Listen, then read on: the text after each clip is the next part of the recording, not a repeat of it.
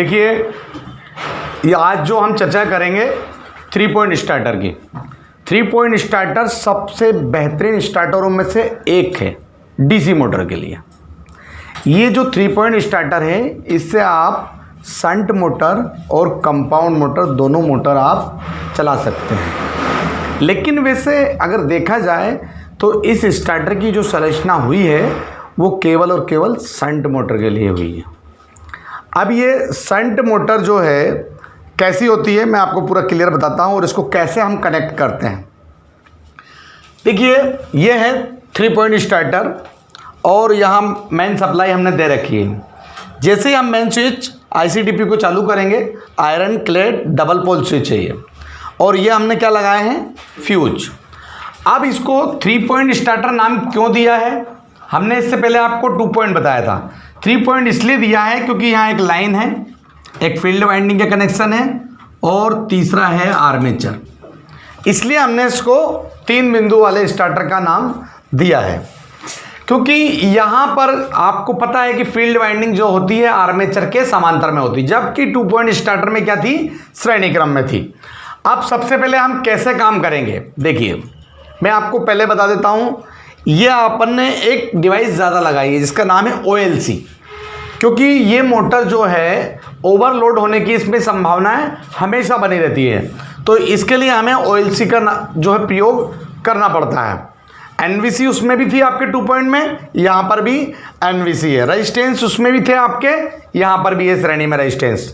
तो सबसे पहली कंडीशन आपको मैं क्लियर कर देता हूँ कि ये जो आपका जो कनेक्टिंग आर्म है यहाँ ऑफ कंडीशन पर रहेगा। जब मोटर को हम चालू करना रहेगा, मोटर को ऑपरेट करना है हमें, तो हम ICTP स्विच को चालू कर देंगे। जैसे हमारा ICTP स्विच चालू हो जाएगा, सप्लाई चालू हो गई। अब हम क्या करेंगे, जो स्टैंड पे ऑफ वाले स्टैंड पर थी तो हम लेके जाएंगे इसको 1 पर, तो मोटर हमारी क्या हो जाएगी, चालू हो जाएगी, धीरे चलेगी। फिर थोड़ी देर बाद ये प्रतिरोधक 1 को हटा देंगे, दूसरे पे कर देंगे, फिर और आगे बढ़ा देंगे।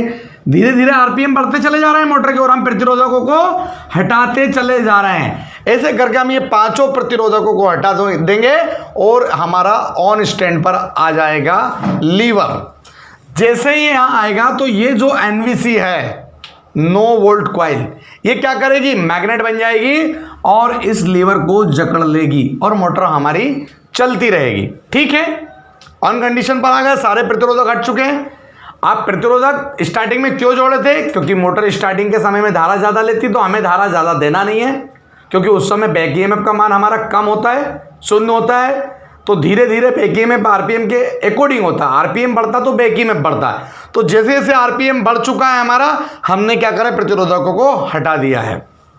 अब क्या है, अब क्या होता है, चलते चलते मोटर क्या हो जाती है, किसी कारण से आपने लोड बढ़ा दिया उस पर, तो ओवरलोड हो गई।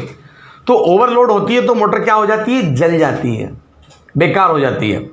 तो हम क्या करेंगे, ये OLC लगाई हमने एक एक्स्ट्रा 2 पॉइंट के अलावा। OLC को जोड़ा है हमने यहाँ पर, किससे, कनेक्टिंग आर्म से जोड़ा हुआ है। तो जब ओवरलोड मोटर होती है, तो जब धारा ज़्यादा लेती है तो ही तो ओवरलोड होती है।